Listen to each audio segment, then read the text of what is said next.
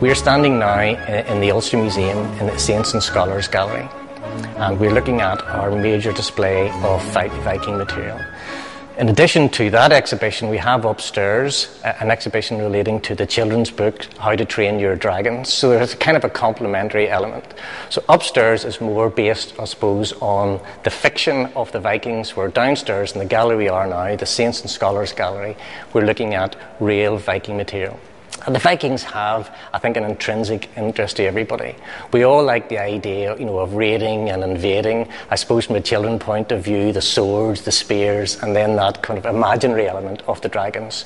So in many ways, both galleries complement each other. This is an exhibition called The Vikings Guide to Deadly Dragons, and it's based on the How to Train Your Dragon book series. It's based on the books primarily, and it tells us about the creative process of the author, Cressida Cowell, and then it takes us on the journey that Hiccup, the little Viking, takes in the books, from dressing up as a Vikings through the Great Hall, the cave, the cliff, and the long boat as well. And there's a lot of storytelling involved. Viking material in the north of Ireland is comparatively rare compared to the south of Ireland, and that's because major cities today like Dublin, Waterford, Wexford, Cork had Viking origins. So there's not as much material in the north of Ireland. We know exactly when the Vikings first arrived. They arrived in Rathlin Island in 795 AD, and that's because with Christianity came writing. So for the first time, people had an opportunity to record contemporary events. And those events, the idea of like the scribe writing in the scriptorium, it was undertaken by the monks, and they created what we sort of term the annals. We can think of it like a yearly diary.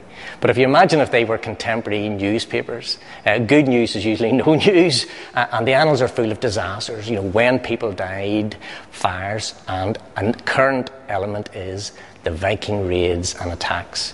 We know there was a Viking fleet in Lough Neagh, for example, and one of the cities that took a particular pounding was Armagh. It was invaded by the Vikings for a period of approximately 200 years, beginning in 832 AD. There's a pair of objects that have always intrigued me, and these are two tiny coil snakes that must have been used as a pair. If we were to try to fit the snakes on to somewhere in our bodies, a type of jewellery, you could see that they won't fit over the finger. They're too big. They won't go around the wrist because they're too small. And the conventional idea is that they acted as a pair of cloak pins. So you imagine if we were wearing something loose, like a woolen scarf, and the snake looks like a little corkscrew. The idea is that you would have corkscrewed it through the woolen cloak, and that's how it would have held the cloth together.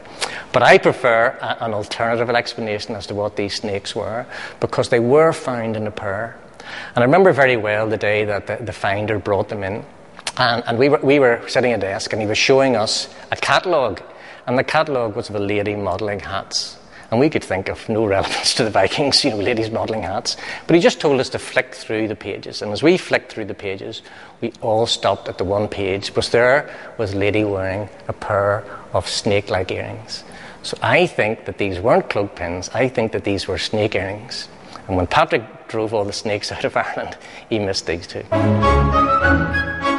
There are 5, 6, 10-year-olds coming here maybe on a school trip or with their parents, even younger than 5. Sometimes we've got 2 or 3-year-olds, children coming here maybe every weekend. It's fantastic.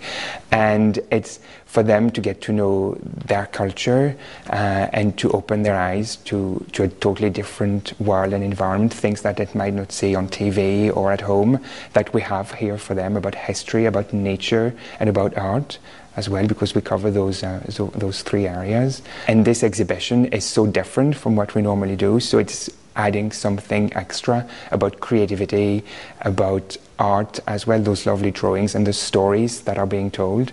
And it shows them that even though they've seen those movies, originally it's books, so it's also showing that it's not all about movies, but that the stories come from the books. And that's good for children to know that.